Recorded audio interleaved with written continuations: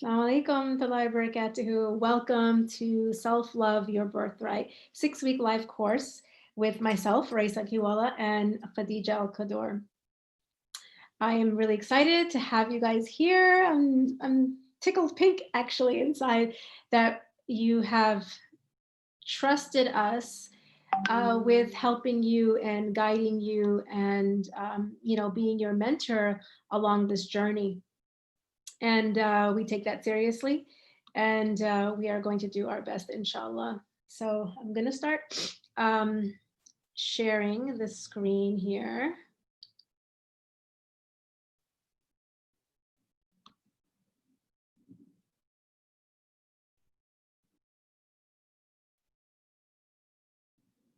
And as soon as I can get my screen shared, then we'll jump right into it. All right.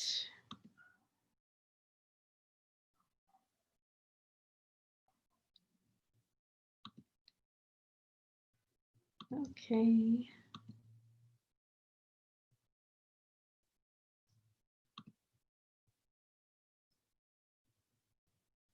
Okay.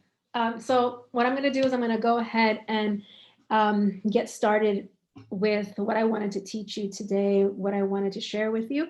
And at the end, we will, take questions, and we can go deeper into whatever it is that you want to, anything that you didn't understand, or take questions, and we'll work through it that way. So, Bismillah ar-Rahman ar-Rahim. Like I said, I wanted to just welcome you and really just put out there that this isn't by accident and this isn't random. You are exactly where you need to be. And I'm exactly where I need to be. So we are going to make an intention to first start off with gratitude for Allah subhanahu wa ta'ala to always guide us, to be with us, to support us, to always send us what it is that we need.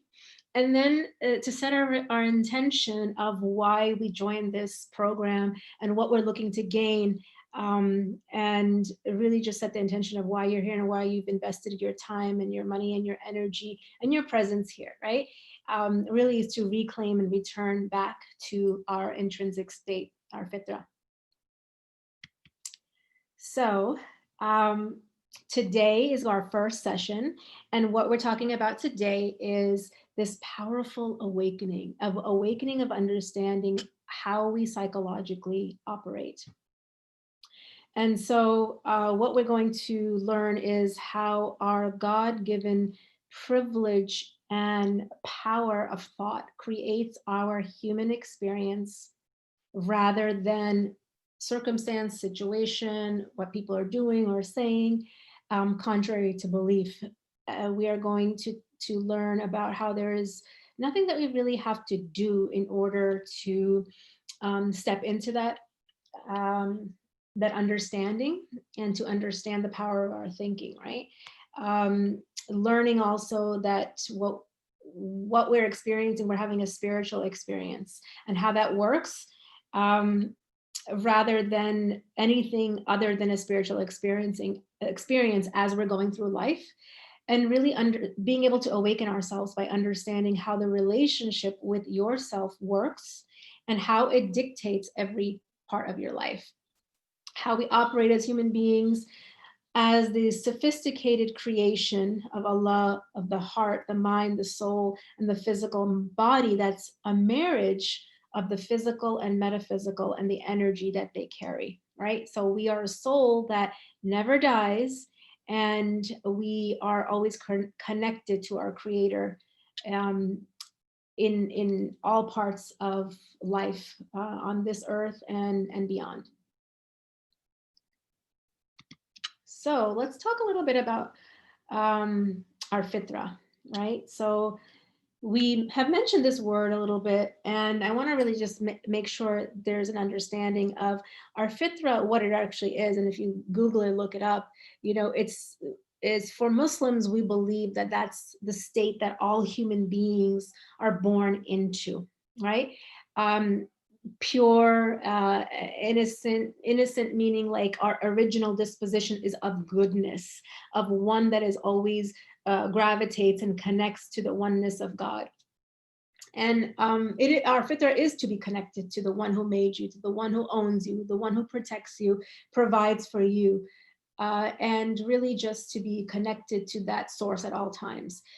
Part of our fitra is also to knowing and worshiping God. That's our default, the way we came into this world, until, like, uh, until we start getting distracted, really, right, by our conditioning, by our programming from our environment. And this is what you call nature versus nurture. It's classic description of nature versus nurture, because naturally our disposition is to be connected to our creator, and have a sense of peace from that connection, conscious connection at all times. But we know that life gets full of tests and trials and traumas and messes along the way that kind of shake that, and can even corrupt that, or even dim our connection, and weaken our connection, right? It's actually, our fitra is actually our nur, our light, right? And we all have that light, and sometimes that light gets dimmed from all of the external stuff that's going on. So today is really all going to be about this powerful reawakening, or awakening for the first time, and reclaiming your connection to Allah. So let's get into your heart, which is the home of your fitra, right? So we know this hadith that Prophet, peace be upon him, said that verily in the body is a piece of flesh, which if sound, the entire body is sound. And if corrupt, the entire body is corrupt. Truly, it is the heart. I just realized that I forgot to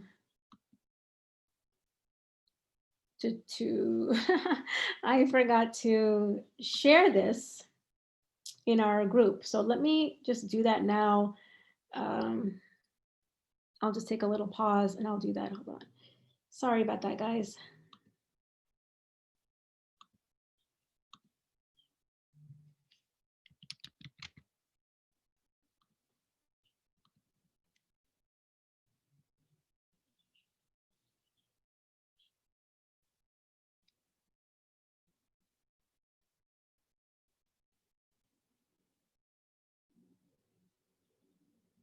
Just bear with me. It's just starting to stream right now while I get it connected, and then I'll hop back into.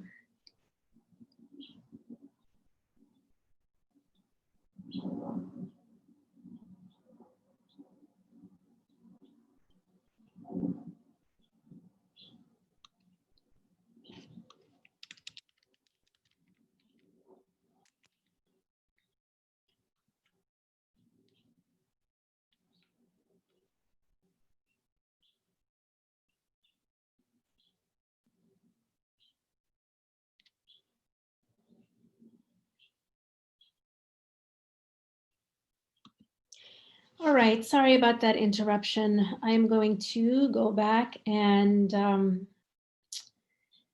share my screen again, where we were.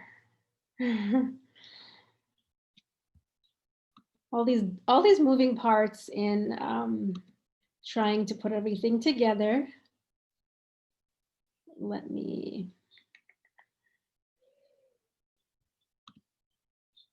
Okay.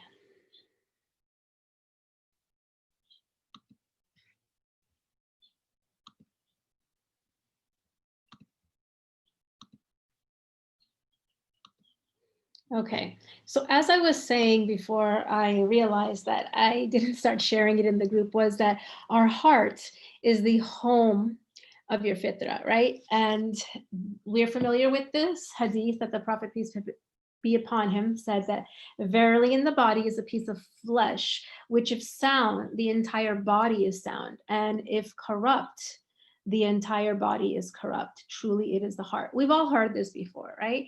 And so this is the understanding and the connection of our spiritual and psychological heart, because As I mentioned, that the heart is the home of our fitra, right? It's where we set our intentions. That's where it starts off from, not in our mind, but it starts off in our heart, right? And like I mentioned, your nur and your light comes from here and radiates out, right? So the light is always there. It's always has been there since the day that you came into this earth, right? And it's just a matter of how has it dimmed the light? How has it just gotten really, really dim and not able to access? And also to recognize the heart is what rules the system of the human being. It's the control center. It's the foundation. It's the main part or the of this system called the human being, right? It's the starting point. A lot of times people talk about like, oh, you have to have your mind set correct. If your mindset is correct, which is true, but even before that comes the heart. That's the control center. So our heart has to be sound and connected to the source, to its source, right? So this, this really is a journey of evolution, and that's how we talk about, in our deen we talk about purification of the heart, right? Because that is how you're going to start elevating to your highest self, and that it starts with your heart. And we're not here to look at like behavior or actions or lack of actions, because those are symptoms. We want to look at the root source, and we want to look at where it's starting from. So that's why we focus on the heart. So then after that, we want to come into something called self-awareness, to be able to live a higher level of consciousness and connect back to our fitra, right? Because that self-awareness is the beginning of your transformation. Without it, there's nowhere to go. You can't ascend, you can't rise, because if you're looking for something that's outside of yourself, it's not going to be your solution or your answer, right? So closing, like, I mean, when we come here, we're born in the fitra, we're good, we're loving, we're open and accepting, the way kids are, right? Forgiving, not holding grudges, not living with resentment. And when we're young, we're a child, this is our true nature, right? And we can so easily access that fitra, right? It's still within us. And as we get older, like I said, we have hurts, we have traumas and pains and disappointments and tests and challenges that that can scar us if we don't know how to approach them in the way that Allah subhanahu wa ta'ala has shown us or guided us, right? And so what ends up happening is that we can't start accessing our highest self. And then we just start living from the hurt, from the pain, from the trauma, and on our lowest self, really. And so how do we get back to this fitra that we are already born with? How do we develop this self-awareness and this consciousness? That's what I'm going to go into next. So it starts with your foundation, which is your two most important relationships, your relationship with Allah and your relationship with yourself. We are spiritual beings because we are a soul. A human being is a soul housed in a body. This is how we exist, right? We know our body is temporary and it lasts for a certain period of time, but our soul, it never ends, it never dies. And with anything in life that is going to be strong and secure, it requires a foundation that is strong, just like in a home, strong, solid, securely rooted and attached to the source, to what is going to keep it and make it strong.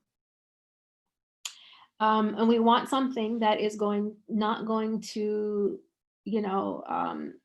allow us to crumble when the storms come our way, because that's the reality of this life. We will be tested, we will be challenged, we will face storms, but those are not the issue. The issue is how we're responding to it. And so how to strengthen that and how to access that fitra is really by looking at your two most important relationships. And that is the starting point. That's the ending point actually also. And it's like an infinity circle, like a figure eight. It just goes hand in hand, yourself and Allah. So we're going to break this down into two sessions. And today we're going to be talking about your relationship with yourself, because when you start understanding this and understanding how you are experiencing your life moment by moment, how you are relating to yourself, everything in your life will make sense. You will understand what you're doing, why you're doing it, where you're going, and what are the actions you need to take in order to purposely and intentionally live your life. So, um, this is what I mentioned about self-awareness, right? Your relationship with yourself. We need to understand ourselves and know ourselves. And yes, we can never really know ourselves unless we know ourselves through our relationship with our creator, which we'll get into in the next session. But right now, I want to talk about how we are perceiving life. How are you perceiving your life, right? So the truth of the matter is that the truth of our experience is we are always living in the feelings of our thinking in the present moment. And this is what is known as the inside out paradigm. It all comes from the inside. What you are perceiving, how you are experiencing, whatever is happening in your life is coming through your thinking in the present moment. Every minute of your life, you're experiencing it from your own thinking. And whether you can see it or not, that is the truth of how it works.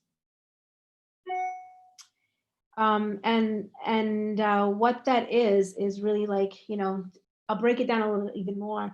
Our thinking in the present moment really is our self-talk, how we're talking, how that dialogue is being processed in terms of our mind, because that is what is creating our reality, and that is what is creating our feelings. So let's get into here.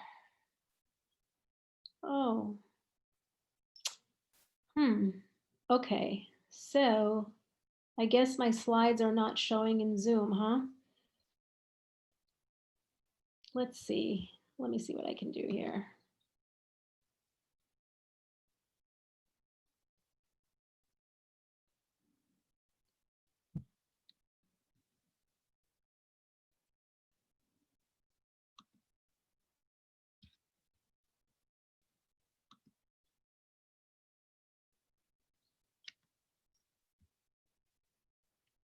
All right, guys. Let me know in the chat if you're not able to see my slides in Zoom.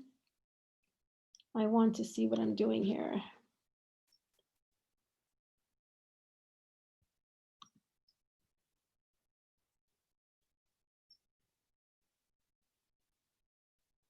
Okay.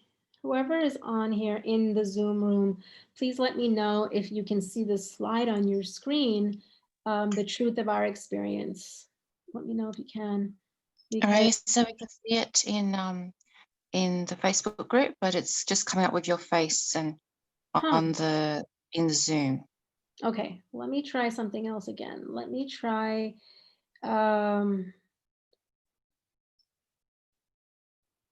let's see here. Oh, okay. Well, I'm getting a message saying that she can see the slide. Okay, now it's my photo, yes, because I stopped the share. So she can see the slide in Zoom. Let me try it one more time and see if you can see it now. And then I want you to let me know what you see here. But DJ, maybe you can check the Facebook group, but I want to hear from the rest of you guys. Okay. How about now? Can you see the slide, relationship with yourself? Yes, it's all great, both places. Awesome. Thank you for pointing that out. Awesome. Thank you so much, ladies. Thanks for bearing with me in the tech stuff and letting me know. All right. So, okay. Let's see. We talked about the truth of our experience, right? Okay. All right. So, moving forward from this, the truth of our experience and understanding that We are living in the feelings of our thinking in the present moment, full stop, 100% of the time. So, like I mentioned, this is what is called the inside out paradigm. And this is how we psychologically work, that our feelings are always coming from thought in the present moment 100% of the time. We are living in the feeling of our thinking in the present moment. We are feeling our thinking in the present moment. And I know I keep saying a lot of the same stuff over and over again, and it may sound really redundant. And you're like, yeah, I get it. So, what I wanted to point out is that intellectually, we see this, like you get it, you are understanding what I'm telling you. But what I'm trying to teach you here is not something that we intellectually learn or understand. This is about absorbing inherently this truth so we live by it. It's a state of being.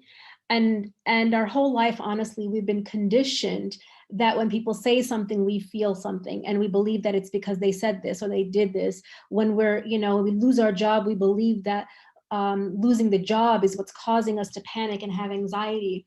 And what I'm teaching you and sharing you, the truth that I'm sharing with you today, that it's not those things that cause your feelings. It's how you're thinking about those things that cause your feelings. Because no one can make you feel anything. No one and nothing. Allah subhanahu wa ta'ala did not give that power to anyone or anything. And for myself, Khadija and I have both been studying the inside out paradigm. And I've been studying it for over 4 years. And it took me a good 9, 10 months to actually start getting it.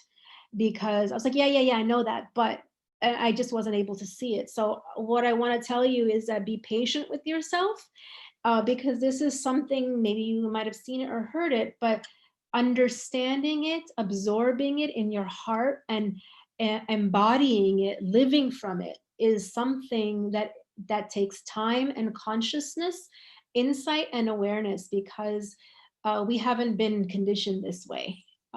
We have been conditioned by believing that things outside of us cause us to feel something, so we have to fix those things on the outside. Well, we're taking everything back to the inside.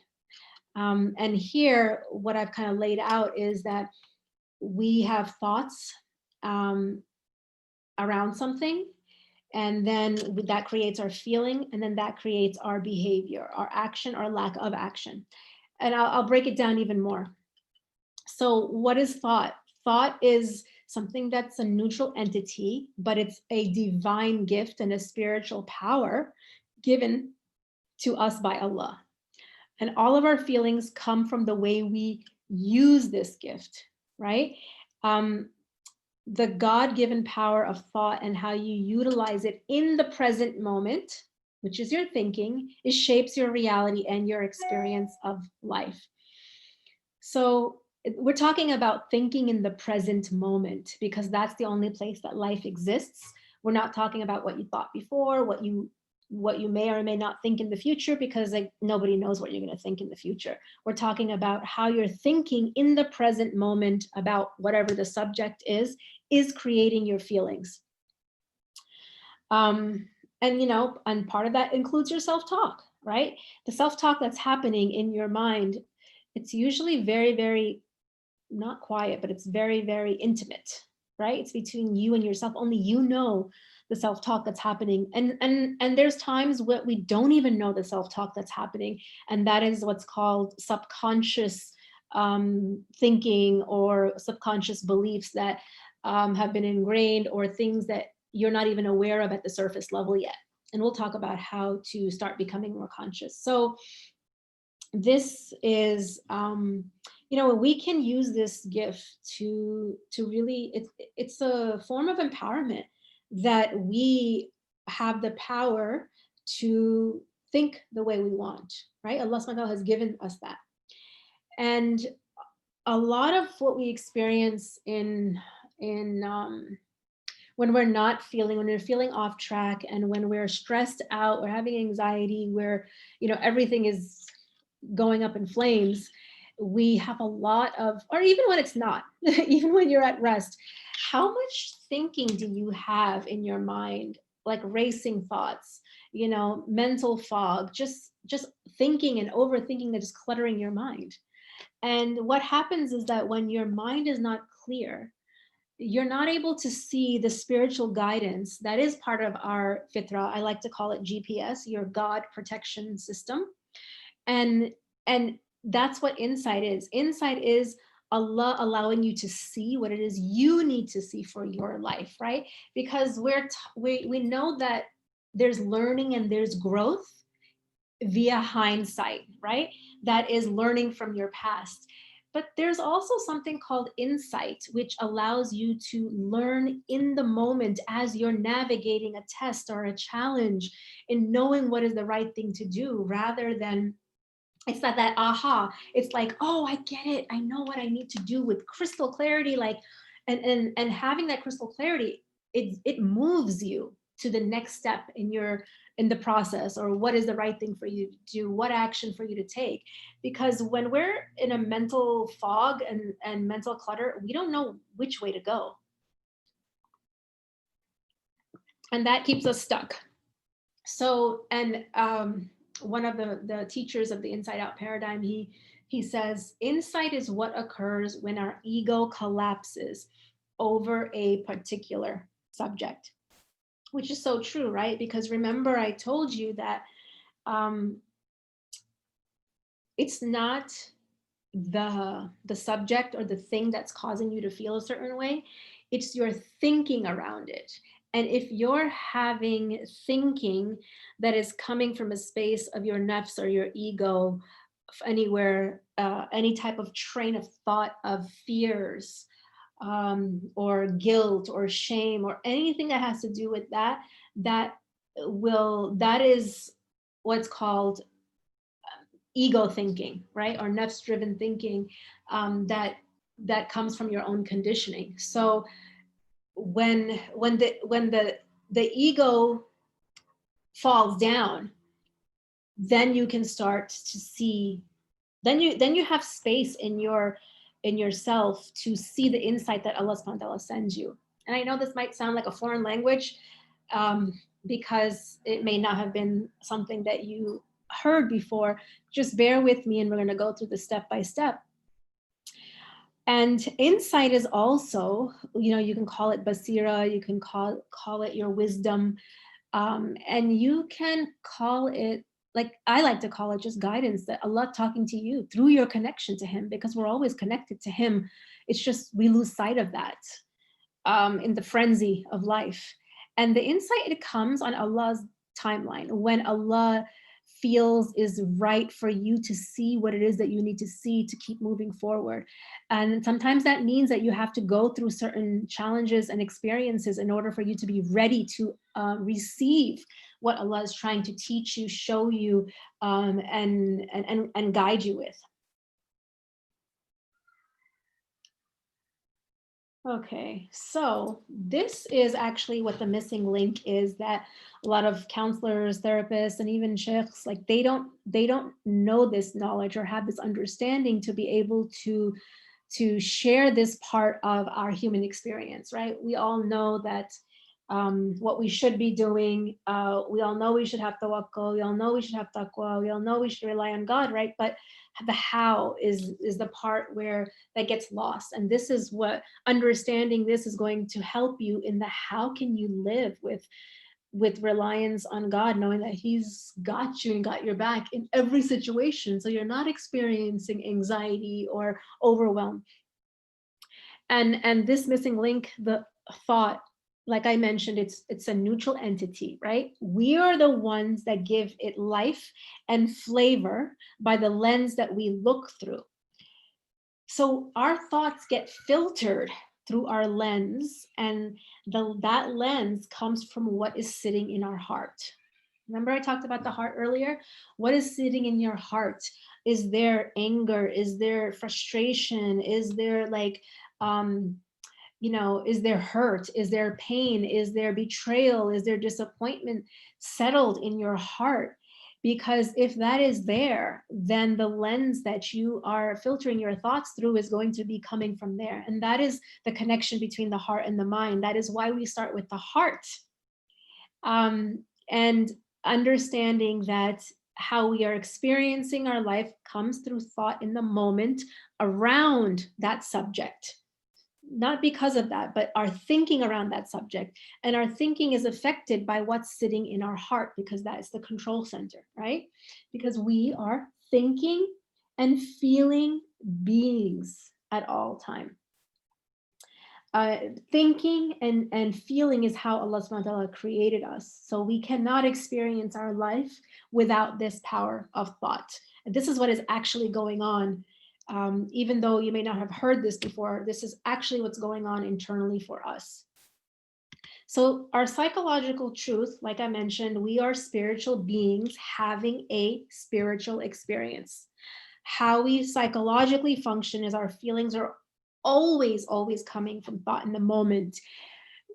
Sometimes we can't see this, and that is normal. Sometimes we're so overwhelmed, we're so, like, we may be in shock, we're just overwhelmed in an emotional state that we cannot remember this. We cannot see this in that moment, and it looks like and it feels like something outside of us is causing our feelings. And during those times, we believe we need to fix something, change something, control something. We become insecure. We start having insecure thinking. We start, believing our fears. And that's normal. That happens sometimes. But the truth of the matter is, whether you see it or you don't see it, this is how it works, right? Because again, when we're outside in and we're not seeing this, it looks like we have to change something, change someone, fix something. We have to get things to go. We start controlling everything. We start controlling people, getting them to think this way, behave this way, do this, in order for you to start feeling safe and secure again. And so, we start actually competing with Allah, because only Allah is in charge of outcome. And we feel like we need to have a certain outcome to feel okay again. So again, our situation or circumstance, a person cannot cause us to feel anything, right?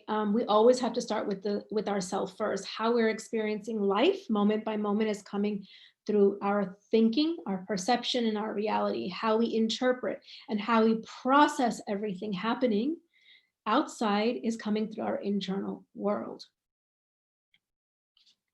So let's get into a little bit of what we consist of, right? Especially from the Islamic perspective, we know that we are a whole, healthy, complete human being consisting of all of these elements here. We have the qalb, or the heart, right? It's the center of this entity, which is a human being. It's the center of our well-being. It's the center of our fitra, our nur. Okay. And then we have our ruh, or our soul, right? Our real, true, authentic self. Then we have our aql, which is our intellectual mind. And our intellectual mind is the thinking that has come about from a human level of everything that we have experienced in life. It's at a human level, and it's also the way that we have been conditioned. Okay, our nafs is our desires and our wants, our ego, which is that we're always battling against, that we're always fighting against. It's like we have we have two sides of ourselves, our lowest self and our highest self. And our lowest self is following our nafs, our desires, our wants, our ego, right? And then we have our jism, our physical body. And so understanding this, like I mentioned, is really, really helpful. That the more I want to tell you that I'm going to explain to you a little bit about how this all works together, because as I mentioned, the aql, or the intellectual mind, when we say, oh, let me think about it. I'm thinking about it. I'm thinking about it. Well, what happens when we think? We think we're going to come to an answer. But all that is happening is that it's just jumbled up thinking in the same patterns that have been programmed within us. We're not having anything new coming into us to get to a solution or an answer for our challenge or where we're feeling stuck, and we never will, because the more thinking we have, the more we're not seeing that how it's making us feel stuck and anxious. That's coming from our thinking in the moment. um, the more we are ruled by our aql, or our intellectual mind, the more we are not accessing or tapping into divine thinking, our wisdom, our clarity, because the aql, or the intellectual mind, is really ruled by our nafs, our desires, our conditioning, right? Of what happened in the past. Oh, it's going to happen again, and by fears. Whereas the qalb, or the heart, when when the heart is at rest and at peace and connected to its source, we have opportunities for clarity, for growth, for insight, for some insight, something to come into you, to click like a light bulb, like, oh, okay, I get it. I have crystal clarity now. I know what I need to do. And when we keep going over and over and over again with cluttered thinking and thoughts ruling and overwhelming your system, if you will, you're never going to get the answer that you seek. You're just going to live in confusion and chaos and overwhelm and just feeling stuck.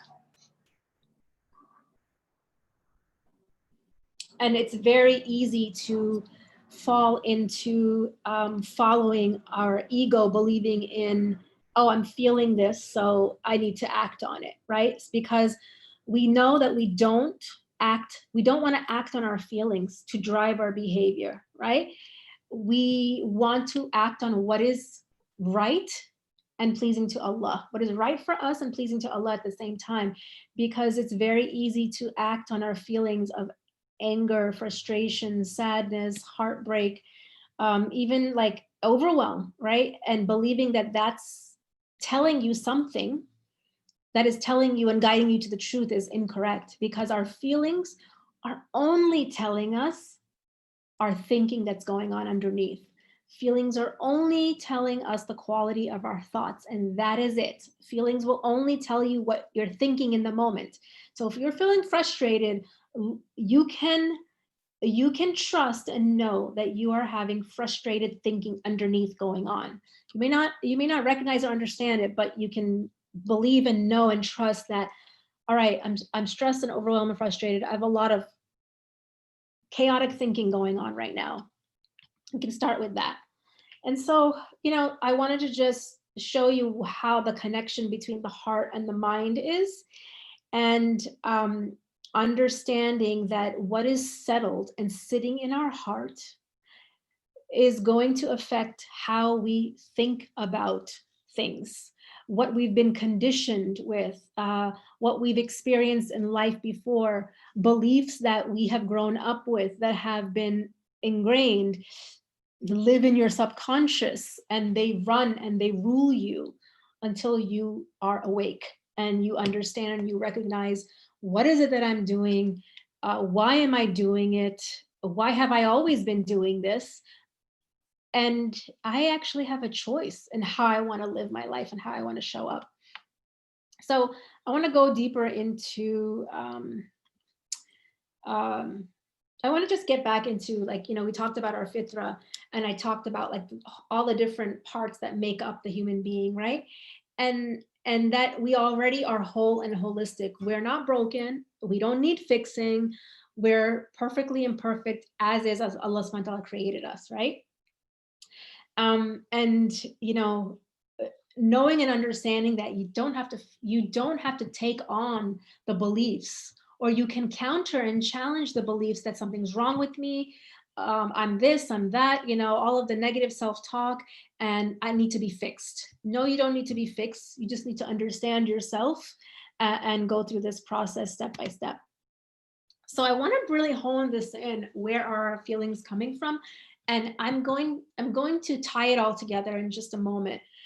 The reason why I really wanted to reiterate this is that we have two choices here. Always we have two choices. It's just in the heat of the moment, are we recognizing that, right? We can either believe that our feelings are coming from our thinking in the moment around what is going on, or it's coming from something other than our thinking. This is not how it works. This is just the fact and the reality.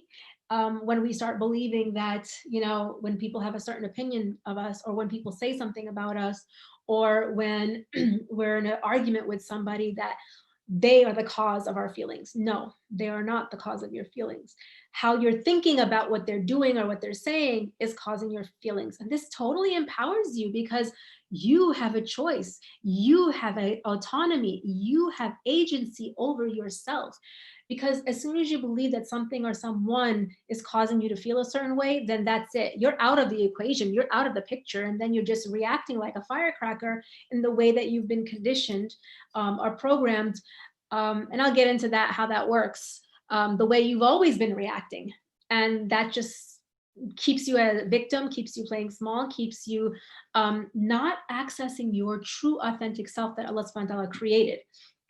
That just keeps you reacting with your lowest self, really, right? Because what happens when we face harshness from somebody, or we face criticism, our ego gets triggered, gets stimulated, and it just wants to get defensive and fight back, right? So then we don't respond from our highest self. We respond from a hurt, wounded person. So understanding this is, again, I want to tie it back to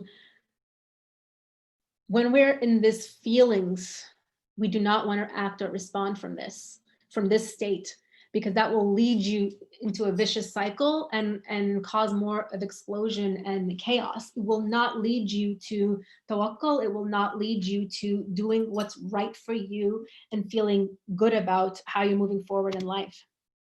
So I want to tie it all together here in how we are operating, and having a better sense of understanding of how we work, how we operate. So I mentioned that thought and feeling, right? The way thought and feeling happen is that we have thinking around everything. We're always thinking, feeling beings. You cannot separate the thought from the feeling, meaning that if you are thinking about something, which you always are, you're automatically going to be feeling your thinking. You cannot separate the thought from the feeling. It's like two sides of the same coin. You cannot separate one from the other. If you have thought something, you have felt it, full stop. You cannot unthink, you cannot unfeel, right? If you're feeling something, you can't erase it, right? You can recognize it, you can be aware of it, you can assess it. But that takes consciousness and awareness. And it also, what it does, it slows down the process in your mind. Most of the time it's boom, boom, boom, boom, boom. Like we're feeling something before we even realize what it is that we're thinking. And so we're talking about slowing this process down, and it's possible, right? Because why?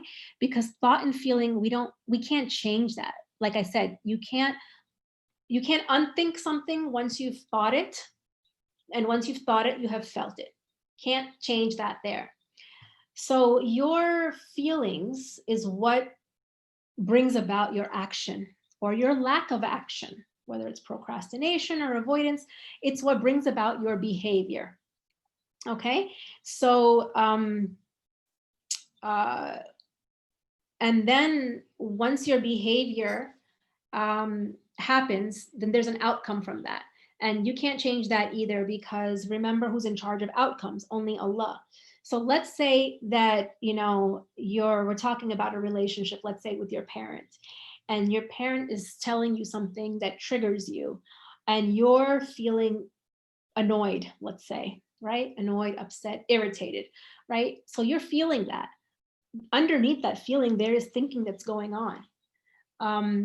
What we're going to try to help you with here is help you to see that, because before understanding this, you don't know that there's a thinking behind the feeling. So right away, you're having this feeling, right? So you can't go back and erase and negate that feeling. No.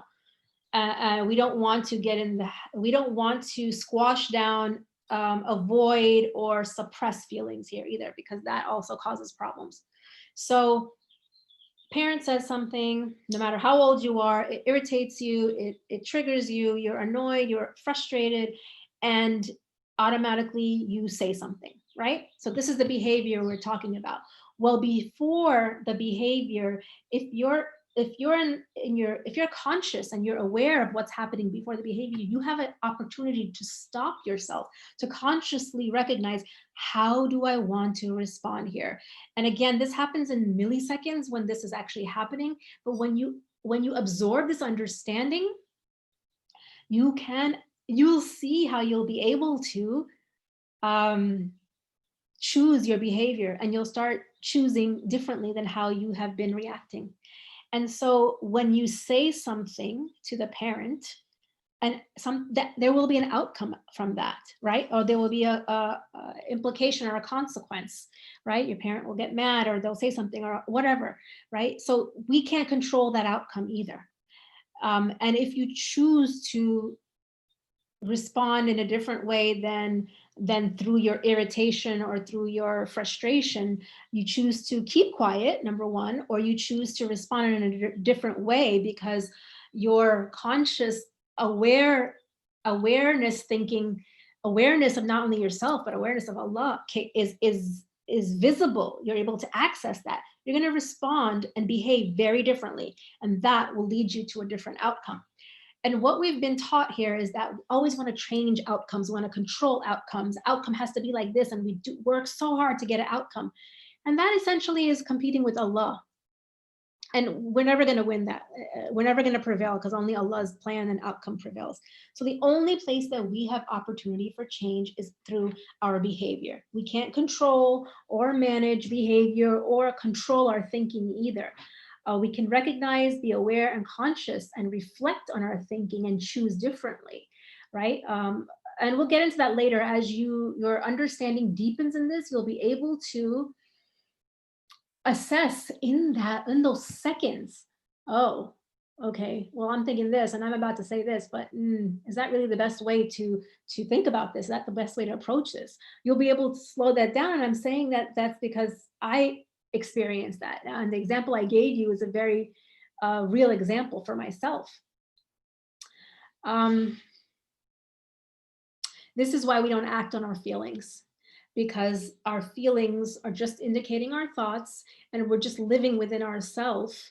And it's very easily we can fall into acting on our desires and our nafs and our ego, right? That is why we don't act on our feelings, but we act from a place of clarity and doing what's right and what's pleasing to Allah. So let's see here. Okay, so when you understand and you absorb this, you also recognize that you don't have to change all of the things that are going on in your life in order for you to be resilient and unbreakable, right? It's not about those things. It's about the way we are thinking about those things that you have an opportunity to change. And it's not saying that crappy things are not happening externally, but how you're going to respond to that and how you're going to deal with those crappy things, which we're going to share with you later on in this course, is going to become from a place of your highest self, from a place of confidence, of clarity, of resilience, and of owning who you are, and doing what's right for you, while pleasing Allah, because Allah expects us to do what's right for us, not to oppress ourselves.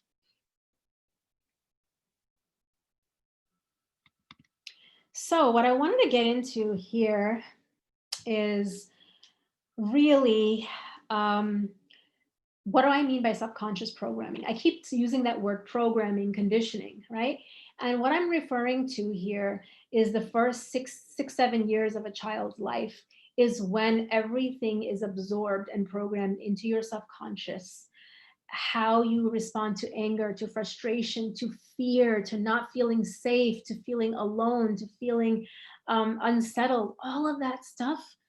Your learning coping mechanism, or your developing coping mechanism that is being stored in the brain, So anytime you are feeling those feelings at a later time in your life, the brain will kick in to fight or flight and is going to access the way that you learn to cope with scary, unsettling, fearful instances, challenges, or circumstances that are going on in your life. No matter how old you are, this is how it works. This is like our reptilian brain, right? Well, and so the subconscious mind, it doesn't know the difference between what is real and what is imagined. And what we mean by imagined is how we're thinking about something, right? Okay, something's happening, but we are thinking about it in a certain way. So all of that is coming from our own perception. That's what it's meant by imagined. And the subconscious mind, it relies on the feelings, sensory input, which is feelings, how you felt during that time in your life when you created the coping mechanism that you created at 6, 7, 8 year old with the maturity of a 6, 7, 8 year old. That is when those feelings get re-triggered or re-stimulated, you feel those type of feelings such as anger or fear, it's going to respond in the same way, right? That's why we say that. That's why it's said that you respond like your inner wounded child, right? And then you respond to what is going on in your current situation in the same way as you responded then. And then later on, when we're out of the feelings, when the feelings have subsided and died down, we're like, why did I respond that way? Why did I do that? Like we regret how we reacted rather than responding consciously. And the reality is 95% of our life after age 7 is just like a running program. It's on autopilot. We are trying to get out of autopilot and get into conscious, intentional, present in the moment, connected, securely attached to our source, living that way. This is a state of being. So it doesn't require you to do a lot of things. It's just understanding how you're operating. And I want you to, let me see, what I wanted you to really understand is that, look, what you beliefs that were embedded within you, whether you got them from your parents, most likely we all did, we got them from our environment. They dictate how you see yourself in relation to the world that you live in and your relationships and how you're going to show up. And these beliefs are also subconsciously ingrained and embedded, and they are running in the background and dictating your choices and your decisions when you're not conscious, when you're on autopilot. And this is what we're trying to unearth, peel back, and uncover and discover about each one of ourselves. And that diagram that I shared with you earlier on, really, it kind of just gives you that picture of how this is working, right? And let me tell you one other thing, ladies. Challenging your subconscious ingrained beliefs that have been for a lifetime is scary. It is turbulent. It makes you want to run. So as you go through any type of discovery into your own self, you will feel panicked, you will feel anxious, you will feel overwhelmed, you will feel unsettled, because you're unearthing really, really tight roots that have been embedded. But we're unearthing them because we're starting from scratch. Really, we're trying to uncover and see what beliefs, what thinking patterns are correct and good. And as a conscious adult, remember, these were ingrained as a child. You're no longer a child, nor do you have the maturity of a child. You have a maturity of an adult, of a conscious, thinking, feeling, accountable adult in Allah's eyes. So you get to choose at every moment. So my encouragement to you is, when you're feeling like, I don't want to go back to this makes me feel uncomfortable. Yeah, you're going to get out of your comfort zone. This makes me just feel panicked. Don't run. I want you to reach out. I want you to reach out here to us, to Khadija and myself, to get the support and help you through that. Because because your brain is not going to want you to get out of your comfort zone. It wants to keep you safe, and it thinks that you getting out of your comfort zone and unearthing all of this stuff within you is going to be dangerous for you. And it's not looking at it. It doesn't differentiate between emotional and physical danger. It's just danger, right? So this is the awakened state, to get back to our fitra that we want to come towards, right? Um, and the conditioning is really our behaviors and our reactions that were modeled to us in childhood from our caregivers as well, because we absorbed all of that, right? We witnessed all of that, and it's not about like, that's where we learned how to respond, when you, like, if you were yelled at a lot as a child, if you were criticized, that's what you learned.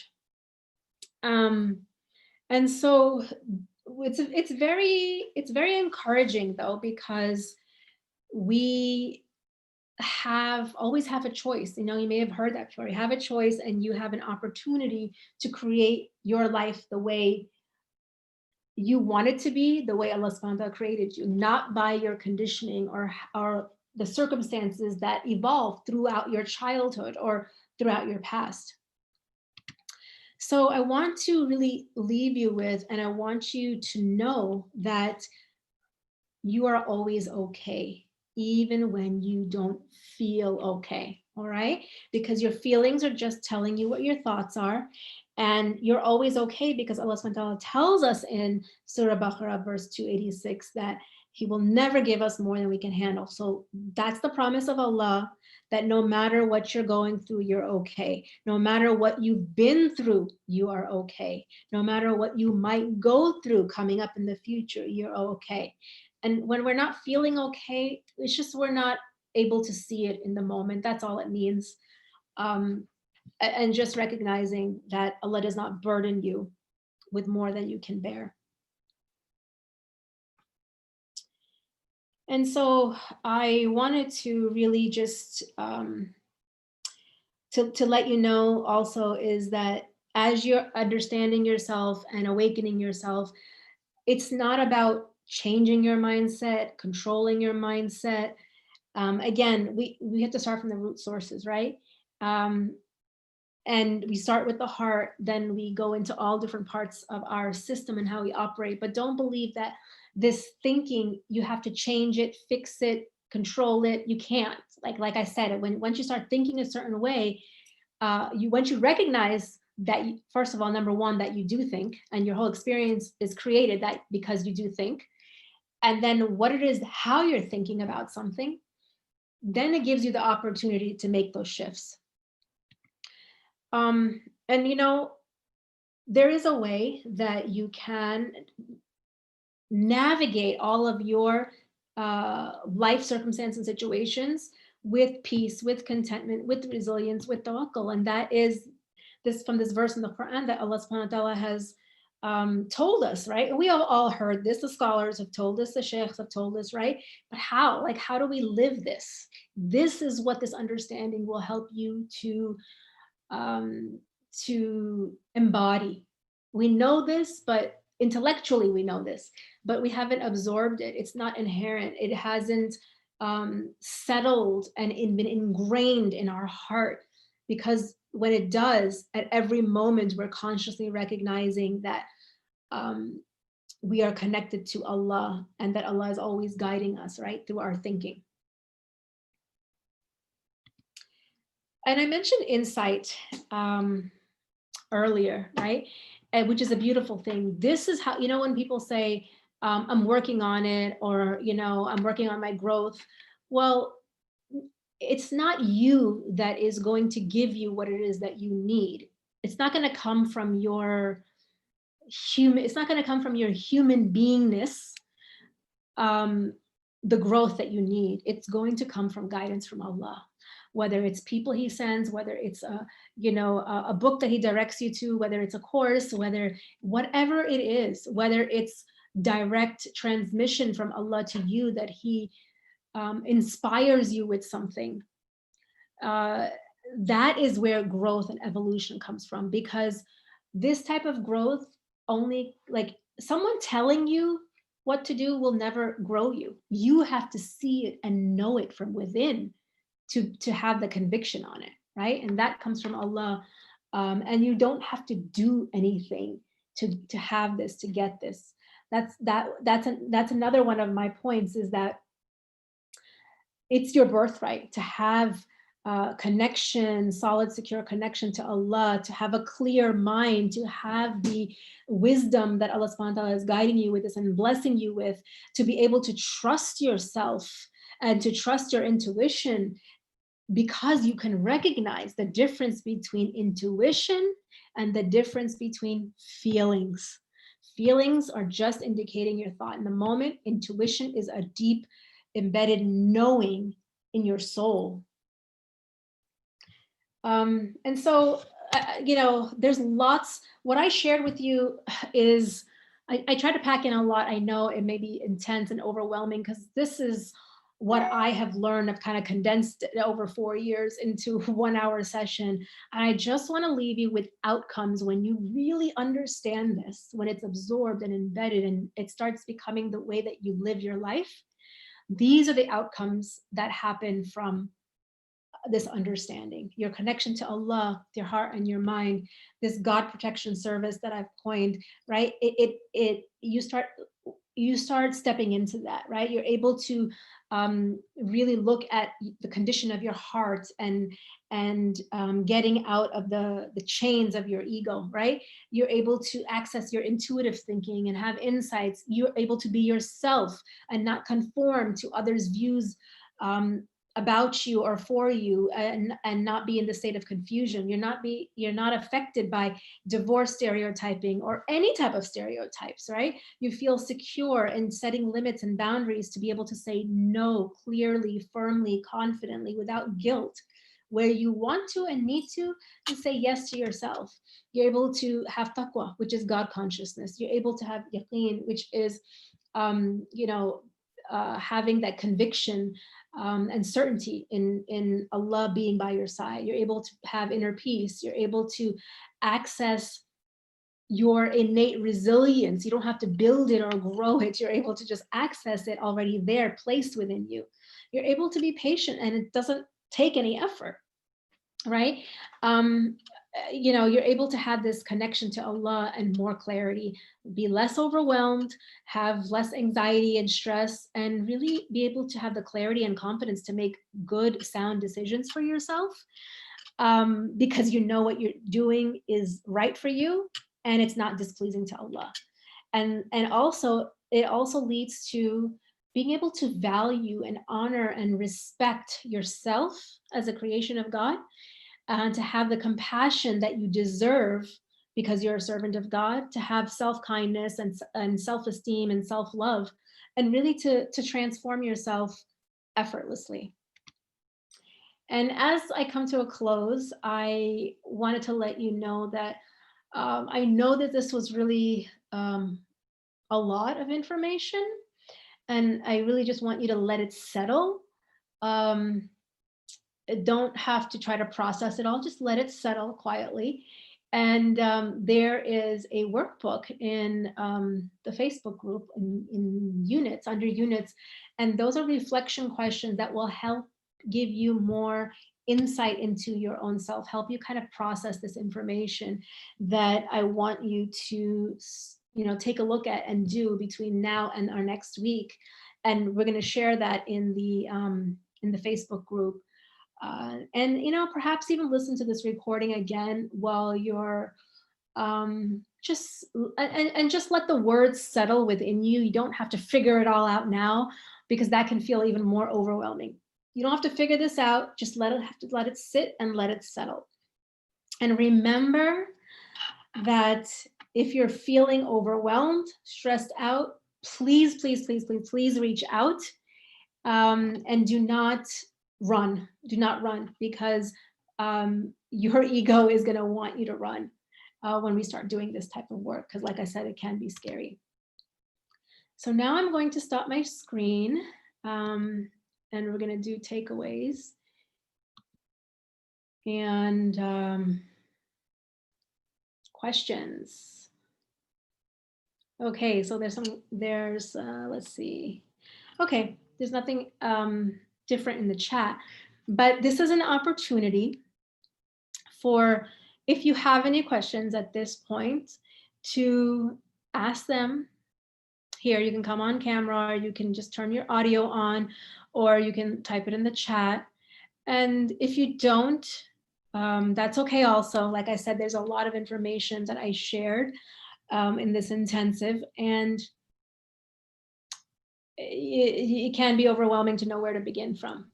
So this is an opportunity now for questions. And if you don't have questions, then I want you to share with me your takeaways, what you're taking away from this session.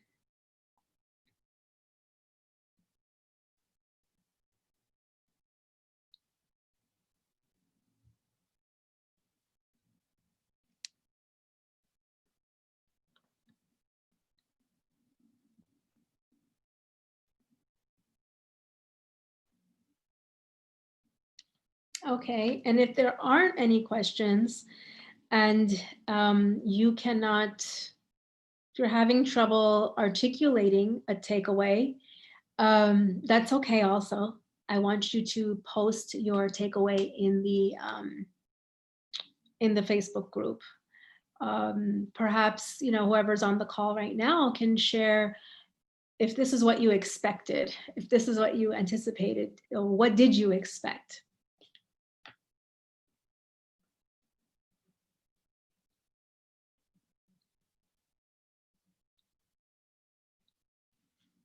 Come on, ladies, if you can't talk, it's okay. You can always type in the chat.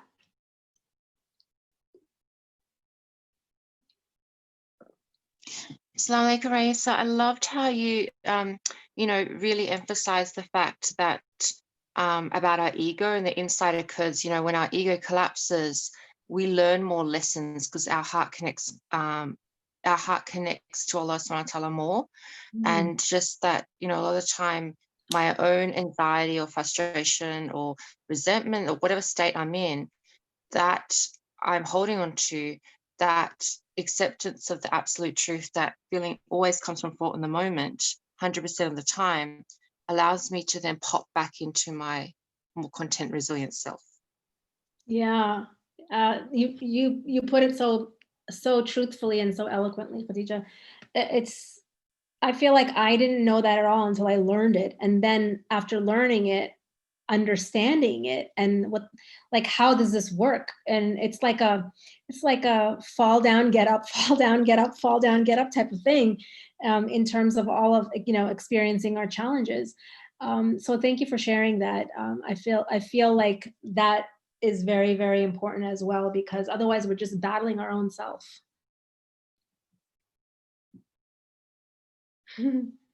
So Rita is saying that I never really understood Fitra until today. I'm happy I signed up. Well, we're happy that you're here with us too. And as this information settles for you, your understanding really deepens. And that's why I would encourage you to even go back and re-listen to it. Because also, as Khadija and I move forward, there's a reason why we decided to share this information in the first session, because as we move forward, we're going to build on what I have shared here in today's session. We're going to build each session on the truths and the understandings and the knowledge of what I've shared. And it will be so helpful for you going forward in your understanding and your growth and your evolution, understanding this. So there's a comment here, lots to think over and digest. So it will take some time to process and come up with questions. So true, so true. The one thing I noticed is that your idea of thoughts and feelings around those thoughts, that what we experience is reminiscent of cognitive behavior therapy, and it makes great sense. Yeah. I'm glad that it makes sense to you, because this is how we work, right? But we don't work to fix the behavior. Behavior is a symptom. It's not what the root source of the issue is coming from. We want to get to the root source, is what's going on underneath the behavior is feelings, and what's going on underneath the feelings is the thinking. And so addressing the thinking, and even before that, knowing what it is that is causing us to think that certain way also is important as well, because this is the truth of how it works, and um, it's not something that, is a personal reflection or a personal teaching here. This is how we spiritually and psychologically work. So thank you for sharing that.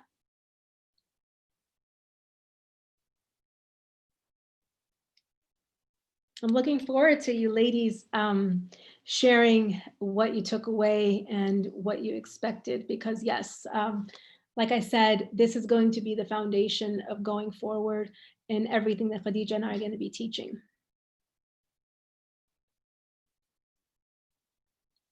So I think that if there's no other questions or takeaways or comments or anything that you guys want to share, we can sign off for today. And again, I want you to remember that reach out in the group. We are there for you no matter what is going on. You can message us or you can share it privately, publicly in the group. There's only the people who are part of this program, which is like, 8 of us. And then there's the admin in there. So it's private. And anything that comes up, please reach out to us. Like I said, delving into yourself is one of the scariest things that you're going to do, and the hardest things. So your reptilian brain is going to want to run away. And when that comes up, the best thing I can recommend is to reach out. Don't run, reach out. And if that's it, then I'm going to sign off, and I will engage with you and connect with you guys in the group. And then we'll meet here next week, inshallah, at the same time for the next lesson. Okay, Assalamu alaikum wa rahmatullahi wa barakatuh.